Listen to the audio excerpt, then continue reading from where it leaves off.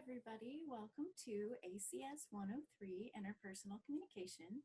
I'm Dr. Alicia Alexander, and I'm going to give you a little overview on these videos, very brief. They're not meant to replace your reading of the textbook and not meant to replace your viewing of the PowerPoint slides that are provided on Blackboard. They will, however, give you a little bit of an outline and give you a sense of what to focus on. So let's talk a little bit about Chapter 1.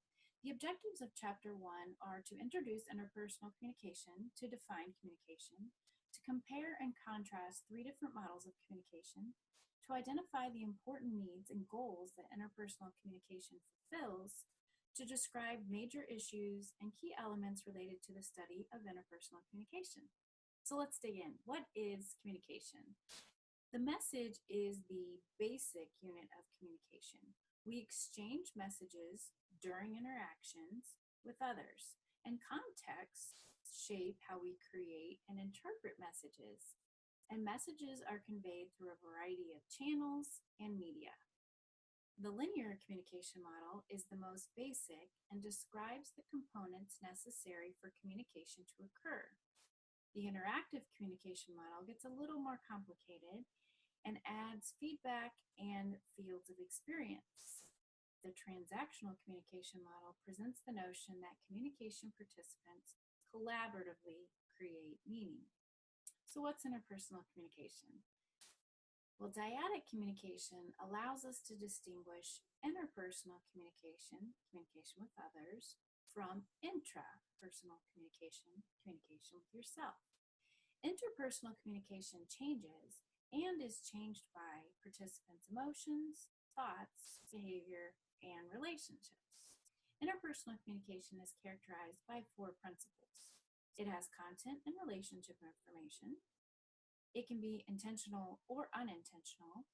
It's irreversible, and it's always dynamic. And it can have different needs and different goals, such as self-presentation goals, instrumental goals, and relational goals, relationship goals.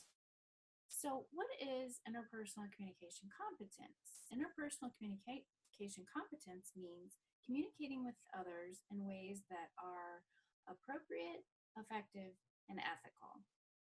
People use what's called self-monitoring to observe and judge the appropriateness of their communication as it relates to norms. People who demonstrate effectiveness in achieving their interpersonal goals are considered interpersonally competent. For competent online communication, choose your medium wisely. Don't assume online communication is always more efficient. Presume your posts are public, and remember that your posts are permanent, irreversible, and practice the art of creating drafts. Some issues in interpersonal communication that you could focus on in your textbook are culture, gender and sexual orientation, online communication, and don't forget to read about the dark side of interpersonal communication. Let's talk a little bit about Chapter 2. The goals of Chapter 2 are all about self. So the goals are to identify the components of self, examine how critical self-reflection can be used to improve communication and self-esteem, explain the ways that gender, family, and culture influence our sense of self, and take steps to effectively manage a positive self when interacting with others, including successfully managing self-disclosure. So the components of self.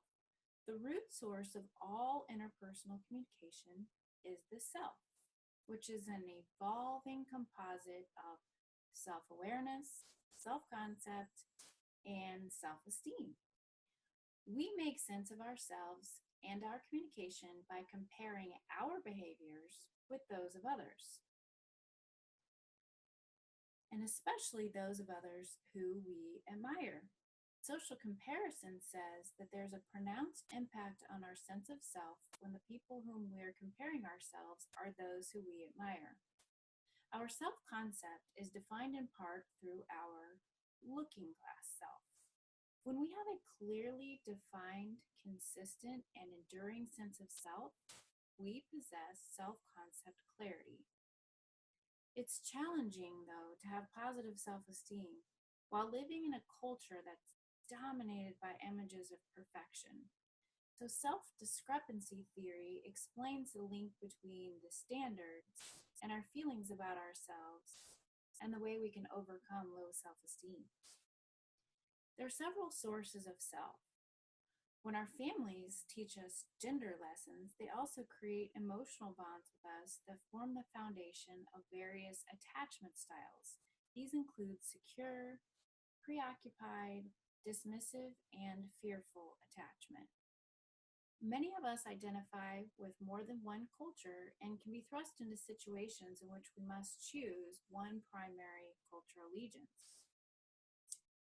When presenting yourself, the face that we present to others is the self that others perceive and evaluate. Sometimes our face reflects our inner selves, and sometimes we adopt masks.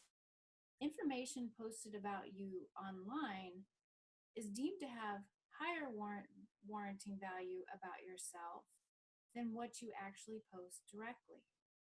Let's talk a little bit about the relational self. According to social penetration theory, we develop relationships by delving deeper and more broadly into different layers of self. The more we reveal, the more intimacy we feel with others. Revealing private information about ourselves to others is self disclosure, which, along with the responsiveness of listeners to self disclosure, makes up the interpersonal process model of intimacy. So that's just a little summation of Chapter 2 and a little introduction to Chapter 1 as well. In the next videos, I'll talk about Chapter 3 and Chapter 5, but don't forget to follow up in those textbooks and check out the PowerPoint slides for each chapter. Thanks!